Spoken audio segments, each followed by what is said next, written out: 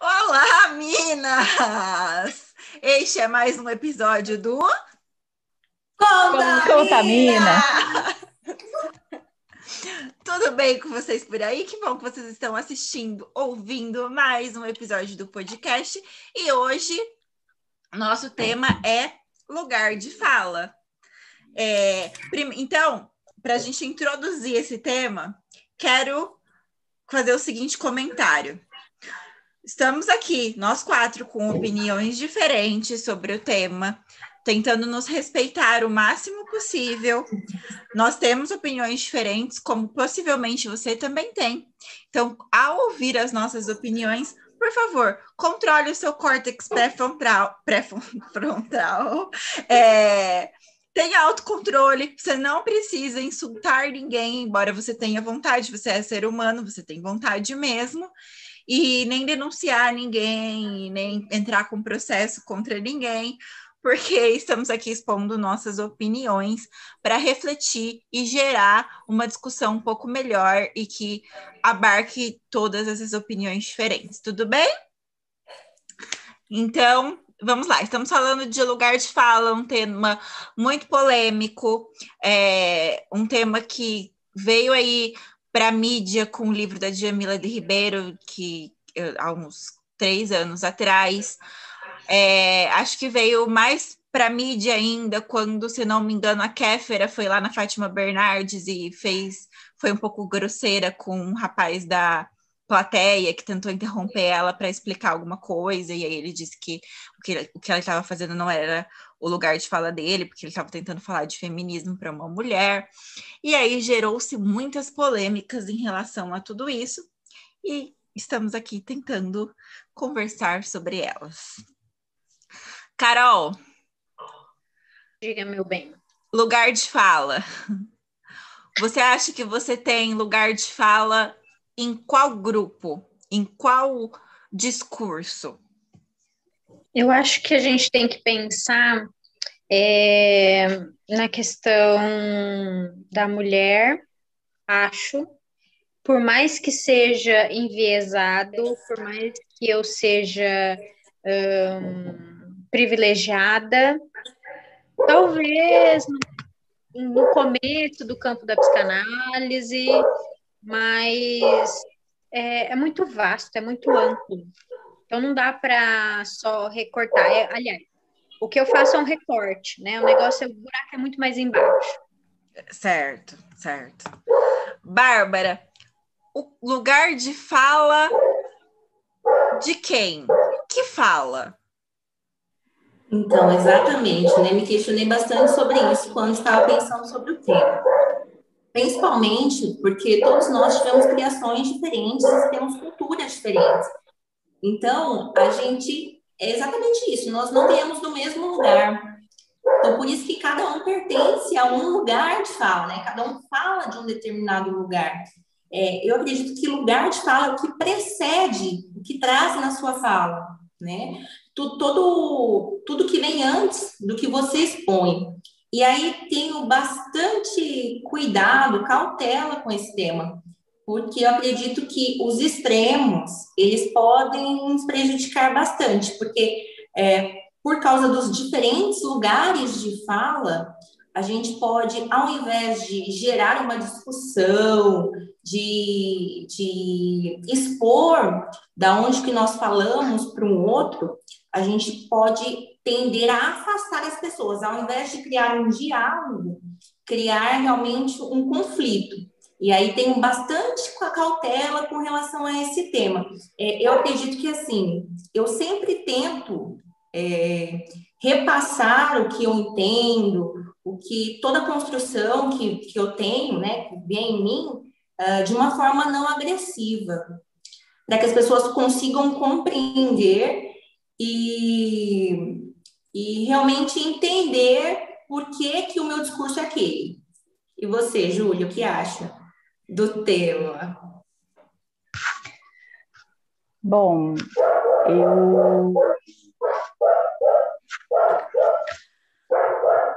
eu costumo dizer que a comunicação ela tem dois grandes pilares. O primeiro é o tempo que você tem de comunicação e para quem você fala. E o segundo é o conteúdo da fala, porque a mensagem para quem fala é muito mais importante do que quem fala, na minha concepção. Mas, e aqui falando eu, Júlia, é o meu entendimento, eu sou uma pessoa muito legalista. Então, para mim, a construção do lugar de fala, ele começa, eu sei que a gente teve essa conversa antes, mas para mim a construção da comunicação, a construção da fala, a construção das conversas e opiniões, ela começa no direito, para mim, constitucional à liberdade de expressão. Mas, a partir do momento em que eu tenho a liberdade de expressão do lado, eu tenho uma resposta do outro lado, eu tenho um direito de resposta do outro lado, que inclusive tem que ser imediato e na mesma forma, pelo mesmo meio em que uma eventual ofensa foi propagada. Então, para mim, imediatamente, no momento em que eu falo de liberdade de expressão, eu também toco uma possível ofensa que possa nascer da minha expressão. Então, eu tenho o direito de me expressar, mas eu assumo o risco de ofender alguém no meio do caminho. Exato, ótimo, tá. Bom, vou começar aqui, antes de dar a minha opinião, contando um fato que aconteceu comigo muito recentemente. Na verdade, tem acontecido, né? Eu sou psicóloga, sou especialista em autismo, em análise do comportamento aplicado ao autismo. Nós estamos num momento, e que bom, que tem muitas pessoas autistas adultas falado, então, sobre tipos de tratamento, sobre, enfim, os preconceitos que eles recebem, etc., né?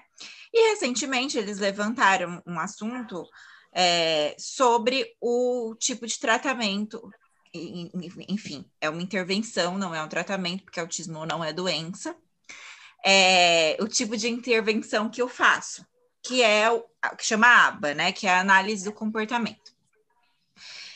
Por quê? Porque foi uma intervenção que, no passado, foi uma intervenção muito ruim e que feriu princípios éticos muito importantes.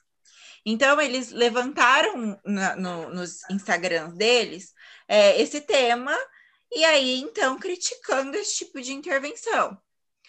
A maioria deles, inclusive, com muito conteúdo histórico em relação a esse tipo de intervenção.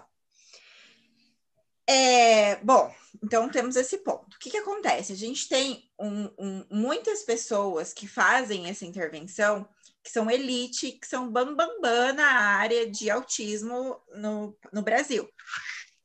Essas pessoas começaram a se posicionar contra a crítica dos autistas na internet de uma forma muito agressiva, no sentido de superioridade, de por que eles estão falando isso, né? E aí não vou entrar aqui a fundo.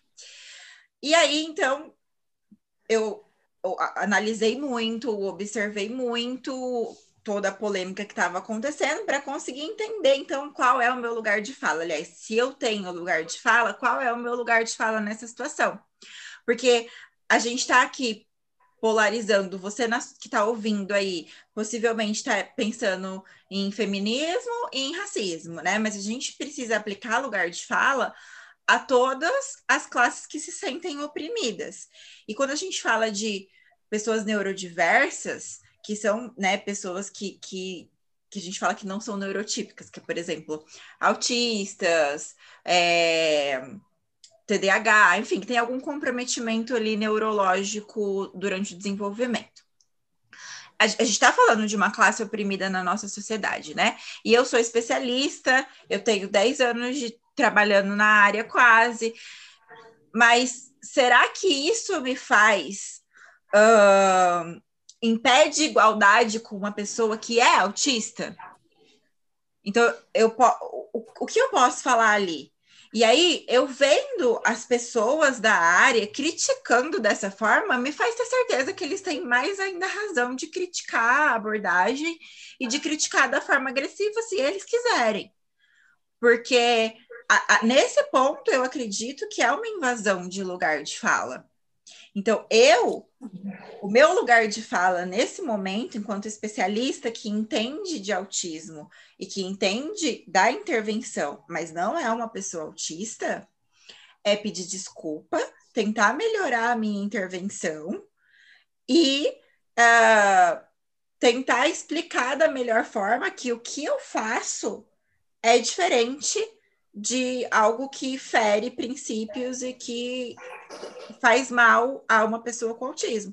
Então, o meu lugar de fala é pedir desculpa e tentar melhorar, porque eu não sou essa... Por mais que eu entenda, eu não sou uma pessoa autista. Então, eu acho que... Mas aí, eu acho que a gente tem que pensar em 2 pontos.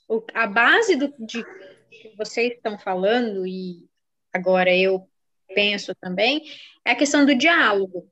Porque, realmente, então, assim, eu trabalho com criança, mas sou psicóloga e trabalho com criança. Eu não tenho filhos, então eu não posso trabalhar com criança porque eu não tenho filhos. Também não faz muito sentido, mas eu estudo, eu leio. Ao mesmo tempo que uma mãe solo vai poder falar sozinha, só pela vertente dela, acho que a premissa disso tudo é o diálogo. É realmente ouvir, desculpa por aquela pessoa maluca estar falando isso, porque ela é louca, e aí olha o meu discurso enviesado, a loucura, né? O que é diferente, o que foge da normativa. Da normalidade que não existe, né? E são vícios de linguagem.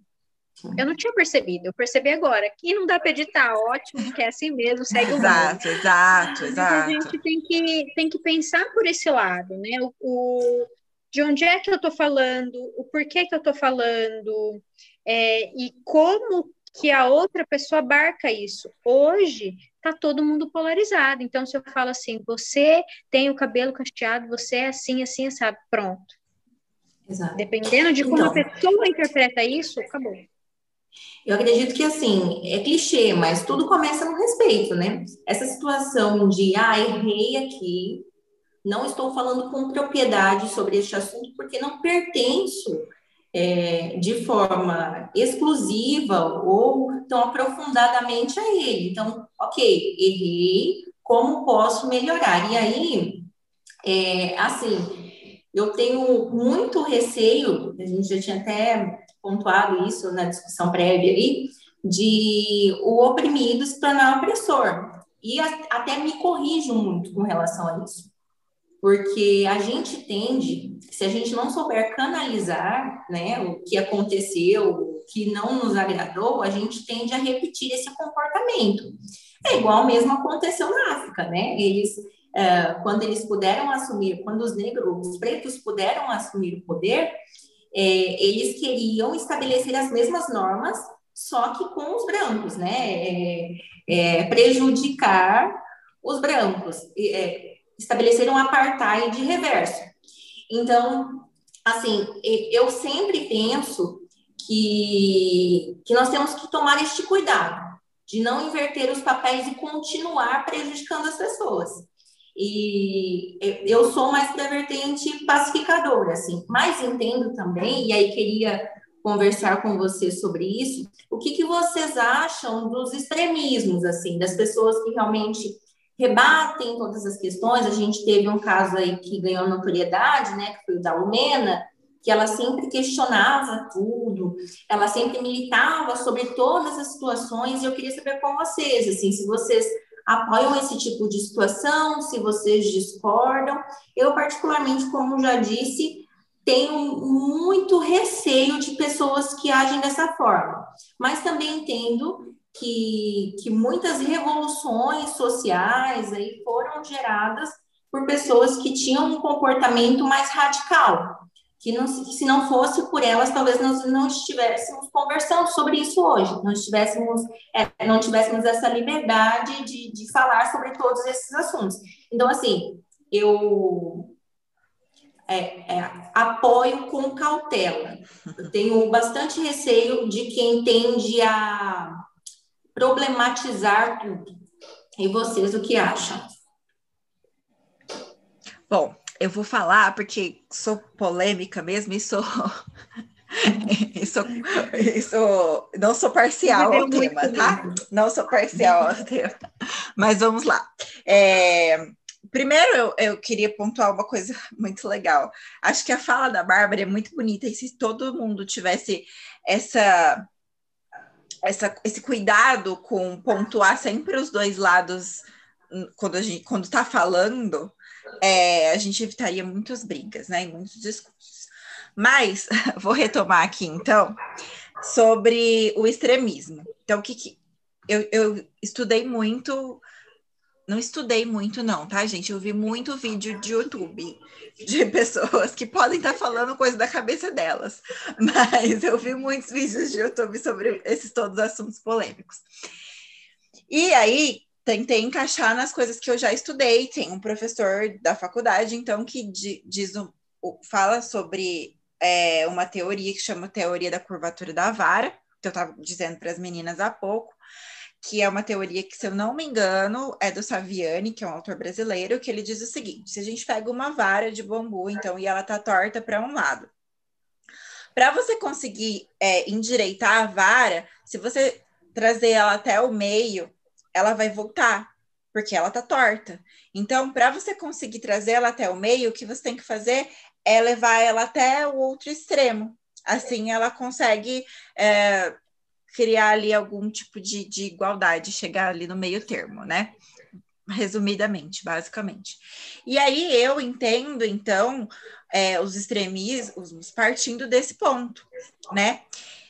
E para tentar compreender mais que ser compreendida, o que eu carrego, então, a partir de tudo que eu ouvi, de pessoas, enfim, que não pertencem ali ao mesmo grupo que eu, né? Então, por exemplo, eu me considero uma pessoa privilegiada por ser branco, por ser hétero e por ser neurotípica.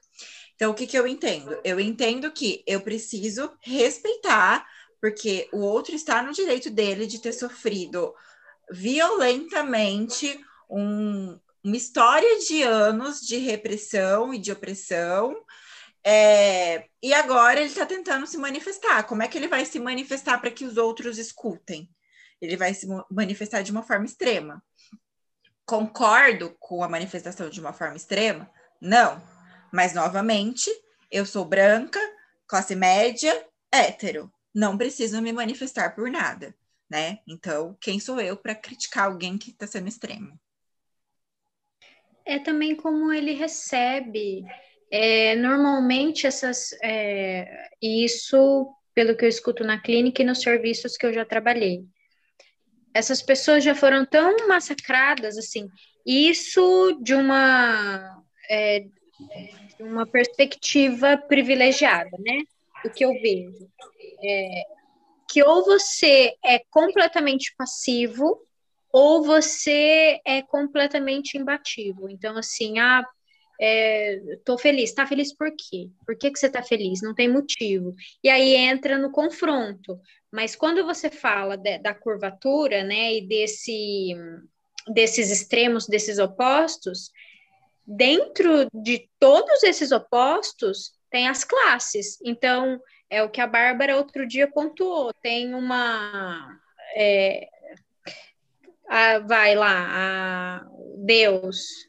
Tá, mas aí eu acho que Deus é assim, Deus é assado, e vai criando subgrupos das religiões, do feminismo, até a questão do racismo, da multicolorização, me corrija se eu estiver errada, e da colorização, né? Então, assim, não é todo negro, tem as cores.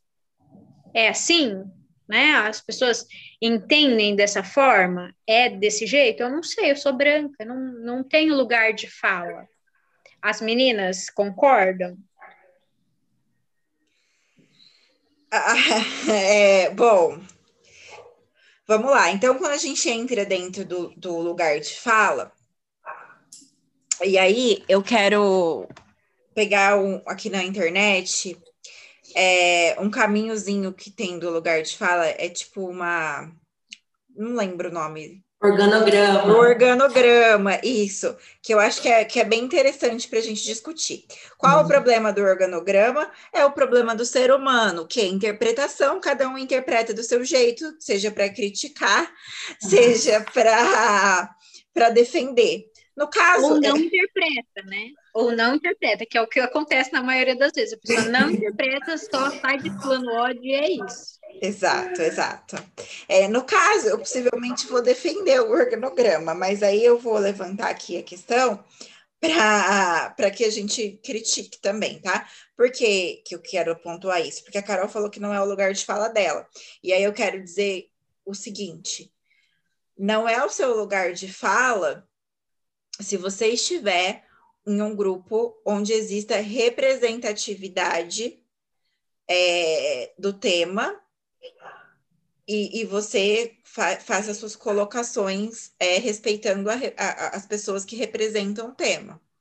Mas se você está num grupo, por exemplo, aqui no nosso grupo, que nós somos 4 pessoas heterossexuais, e alguma de nós estiver ofendendo, sei lá, bissexualidade, você pode dizer e dizer sobre, e aí esse é o lugar de fala, sim, se você tem conhecimento do tema. Assim, se não pertenço ao grupo, não posso contribuir, eu acho que não é isso, né? Acho que a gente consegue contribuir mesmo estando falando, acho que todo mundo tem o seu lugar de fala e consegue contribuir com os assuntos, talvez por não tanta propriedade, né? Exato, exato. Então, ele fala assim, ó, sou parte da minoria em questão? Se sim, é meu lugar de fala. Então, por exemplo, é nosso lugar de fala aqui falar sobre mulher, sobre feminismo, né? E aí levanto a polêmica. Se a gente é contra o feminismo, acredito que também seja o nosso lugar de fala, afinal, a gente é mulher. Não faz parte da minoria em questão, então eu tenho que me perguntar se alguém presente dessa minoria, né, que é a representatividade. Se sim, eu só falo se eu tiver alguma coisa a acrescentar, sempre respeitando a outra pessoa. Se não tem ninguém presente, eu tenho que pensar se a minha fala pode ser ofensiva. Se a minha fala pode ser ofensiva, eu fico calado. Eis a questão que é mais um problema do ser humano. Eu tenho uma plena certeza de que o ser humano não sabe quando vai ser ofensivo.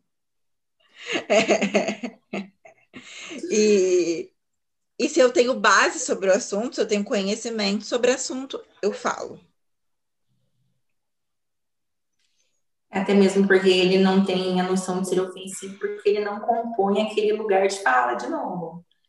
Ele não compreende, ele não tem o mínimo de sensibilidade para se colocar no lugar do outro. E aí acho assim, muito interessante que a gente está falando agora de lugar de fala, mas que eu, particularmente, acredito que seja muito similar ao que antes as pessoas diziam dele. Seu direito termina quando começa o do outro. Ou se não, quem fala muito dá bom dia a não sei que das quantas, não sei se está. Eu acho que a gente é aquela mesma situação de sempre, né? Quando acaba um direito, começa o outro.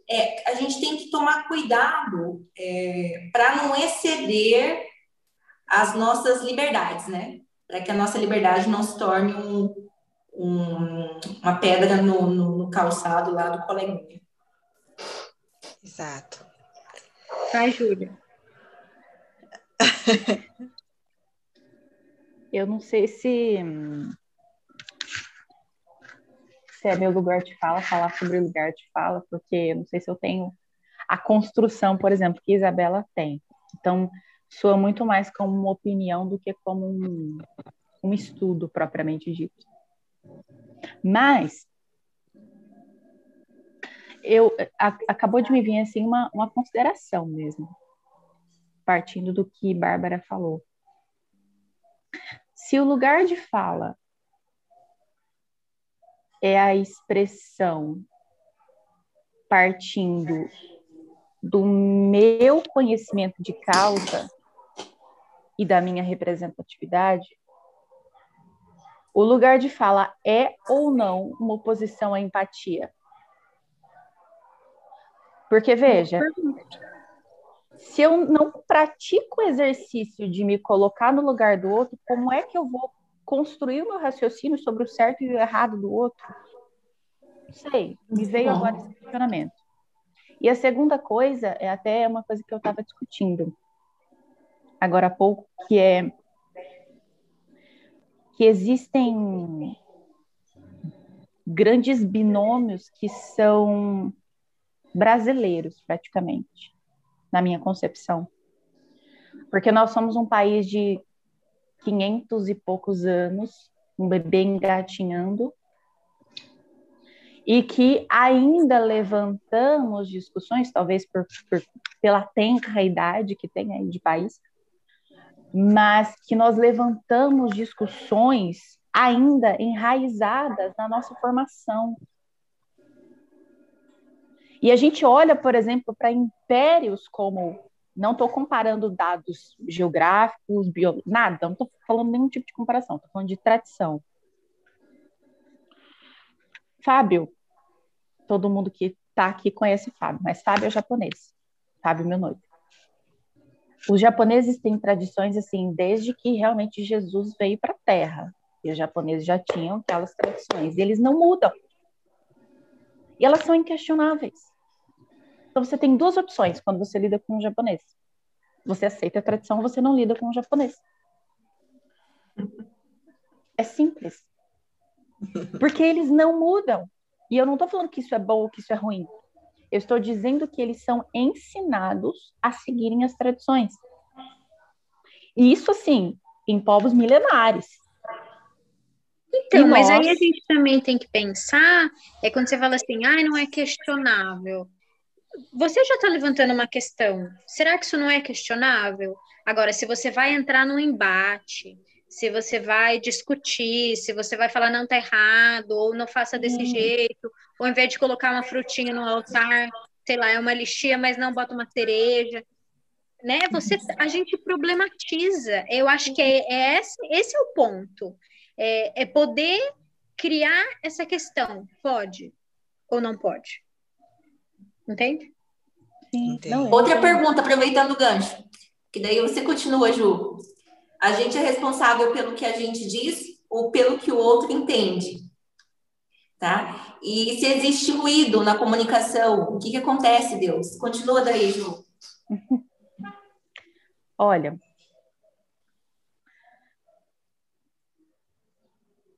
semana retrasada, durante uma determinada exposição, eu dei um exemplo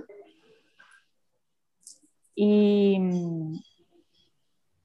uma pessoa se insurgiu com relação ao meu exemplo e disse que, na interpretação dela, eu estava desconsiderando aspectos pessoais do outro, que seria uma vantagem sobre uma outra pessoa. Eu tinha 10 pessoas comigo. Uma pessoa levantou esse questionamento. A responsabilidade, na minha opinião, como comunicadora, sempre é de quem fala. Porque quem fala conduz. Quem sabe falar conduz muito bem a situação. Quem sabe falar, principalmente o tipo de comunicador que a gente chama de comunicador assertivo, é o comunicador que sabe quando ele pausa, quando ele cria expectativa, quando ele pode levar a conversa adiante, quando ele precisa falar. Então, na teoria, é o tipo de comunicador que respeita não só o lugar de fala, porque, pelo que vocês estão dizendo, o lugar de fala, ele vem muito de uma construção social, uma construção pessoal, histórica. Mas ele não respeita só o lugar de fala, ele respeita a opinião do amiguinho. Quando a gente fala de grupos extremistas, por exemplo, a gente está falando de um comunicador que muitas vezes é passivo e que por anos vai levando a situação até que chega num ponto, até que chega numa ruptura muito abrupta, aí ele acorda e vira um comunicador agressivo. Que é aquela pessoa que muitas vezes estoura e fala, não, pelo amor de Deus, não sei o quê, eu sou mulher, eu posso falar disso, mas... E aí entra outras questões dentro do que a gente está falando. Então, se eu sou um comunicador assertivo, e eu respeito a opinião do outro, Isso quer dizer, então, que um homem não pode falar sobre o direito da mulher. Então, um advogado que milita, por exemplo, porque eu conheço, um advogado que trabalha com direitos das mães, está errado, por uma série de pontos. Porque ele não pode trabalhar com o direito das mães, porque ele não pare, na teoria. Então, como ele não é mãe, ele não pode falar sobre guarda, sobre alimentos, sobre parto. E entra muito o que a gente está, que a Isabela tinha começado a falar, e eu também coloquei essa questão das crianças. Você trabalha com dança árabe. Você não é árabe, até onde eu sei. Pode ser que tenha mudado agora, né? Mas até onde eu sei, você não é árabe. Então você não pode trabalhar com dança? Não, mas eu acho que essa não é um questionamento. Eu acho que esse é um questionamento. Bom, pelo menos eu acho que não deveria ser. Não sei. Talvez a minha interpretação seja muito positiva. Mas eu acho que esse não é um questionamento para ser levantado no lugar de fala. Porque sim, você pode, sim, você tem o direito de expressar, sim, você tem o direito de dar a sua opinião. Sim, se você tem um conhecimento sobre uma causa que não é sua, você pode trabalhar com ela. O que você não pode é tomar o lugar do outro quando você está falando disso. Então, por mais que eu tenha os meus conhecimentos em relação àquele tema, eu não sou aquele tema, eu não vivo aquele tema no meu dia a dia, na minha pele. Então, sim, eu tenho um lugar de fala, mas nem sempre o meu lugar de fala naquele tema, em determinado grupo social que eu esteja, vai ser o lugar de fala que expressa a dor e a vivência daquilo. Mais completo, talvez, né? Exato. E aí estava pensando, assim, para concluir, pelo menos a minha parte, estava pensando assim, se eu sou a favor da ramificação ou da unificação, né? Da união.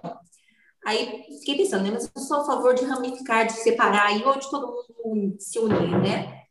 E aí pensei que, filosofando, pensei que, por exemplo, uma árvore, ela é sustentada por várias raízes, né? Então, são diversas raízes, cada uma para um lado, e realmente cada uma para um lado, que sustentam ali um todo. Exato. Né? E que esse todo aí dá um bem-estar para um monte de gente, não só para as pessoas, mas para os animais. Então, assim, eu acho que é realmente isso. Que é construção. A gente tem um problema muito grande, e aí eu acho que sim, é um problema, e é a minha opinião. Eu sei que tem opiniões contrárias, que é ficar criando termo para coisas que já eram explicadas de outras formas num país que ninguém entende nem, enfim, as palavras que são ditas no Facebook. E aí eu acho que isso é um problema muito grande. Mas se esses termos existem, é porque eles foram necessários. E a gente é diferente, a gente é uma humanidade. Eu sou humanista. Sim, só que na humanidade tem pessoas diferentes, entendeu? E aí a gente tem que tratar elas diferente para conseguir. Eu acho que com isso a gente pode pensar em caminhar para um fechamento. Existe um negócio chamado equidade. Quem precisa de mais, recebe mais. Quem precisa de menos, recebe menos. Isso vai te trazer algum prejuízo? Aparentemente não. Porque se você precisa de menos, por que você vai receber mais? A gente costuma dizer que quando a gente fala sobre igualdade, desigualdade, juridicamente falando, a gente tem um conceito que é assim: tratar os iguais igualmente, os desiguais desigualmente, na medida da sua desigualdade. Ótimo. Eu só quero completar que sim, vai trazer prejuízo, porque a gente vive num sistema capitalista e as pessoas sempre querem o lucro. Não vai te trazer lucro, porque é isso. Uma escola nunca vai ser igual para o deficiente intelectual se a família do fulaninho rica quer que ele aprenda inglês, francês e saia de lá top da galáxia para passar no vestibular de medicina. Não tem como uma escola fazer as duas coisas, inclusão e colocar isso no Brasil ainda. Então, se a gente não abdicar dos nossos lucros diários, a gente não vai conseguir igualdade. Um cabo de guerra, cada hora está mais para um lado. Vamos lá. Ótimo. Esse foi mais um Contamina? Esse foi. Já sabe, se você gostou, curte, compartilha, gente. Mande para os amigos. E vai lá no Instagram, que é conta, Mina, conta, Mina. E coloca lá outros temas que vocês querem que a gente debata aqui, tá bom? Que daí a gente com certeza vai opinar sobre. Obrigada, gente. Um beijo. Tchau, tchau. Obrigada a você que está assistindo. Obrigada a você que está nos ouvindo no podcast. E até daqui 15 dias. Até. Beijão. Beijo.